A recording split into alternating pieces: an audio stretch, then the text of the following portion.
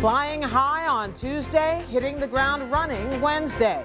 President Obama gets to work tonight on Washington Week. Good evening. Those of us who live here in Washington are so pleased you all came to visit. You crammed into our metro system, you slept in our homes, and in general, you partied like it was 1999. But now that you've gone home, the Obama girls are back in school and their dad is back at work. President Obama claimed the main spotlight during his inaugural address, where he signaled a clean break from the Bush administration. As for our common defense, we reject as false the choice between our safety and our ideals. On this day, we come to proclaim an end to the petty grievances and false promises, the recriminations and worn-out dogmas that for far too long have strangled our politics. It's one thing to raise questions about the outgoing administration and to set this, this high-minded tone. What about the actual managing of it? What happens when these guys got to the West Wing?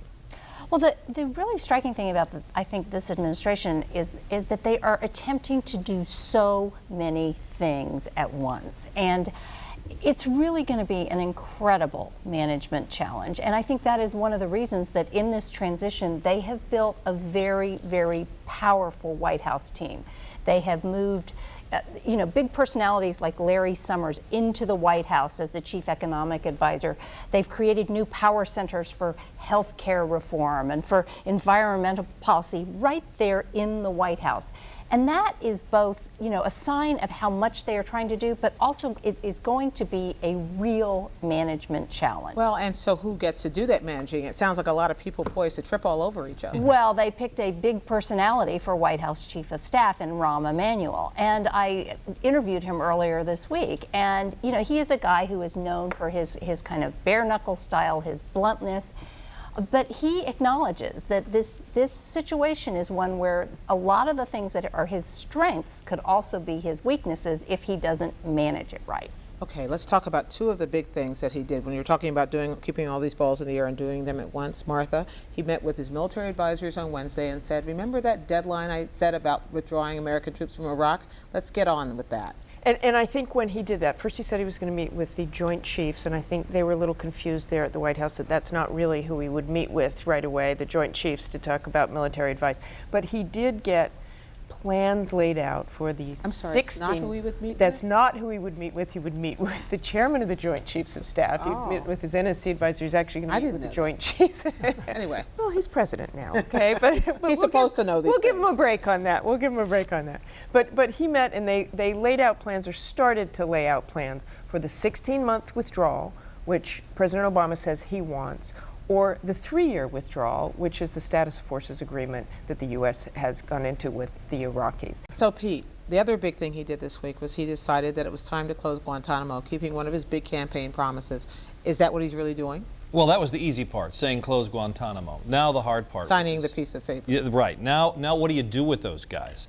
And it seems clear there are going to be 3 categories of people. There will be those that can be released or sent to another country for detention. This is a continuation of a Bush administration policy.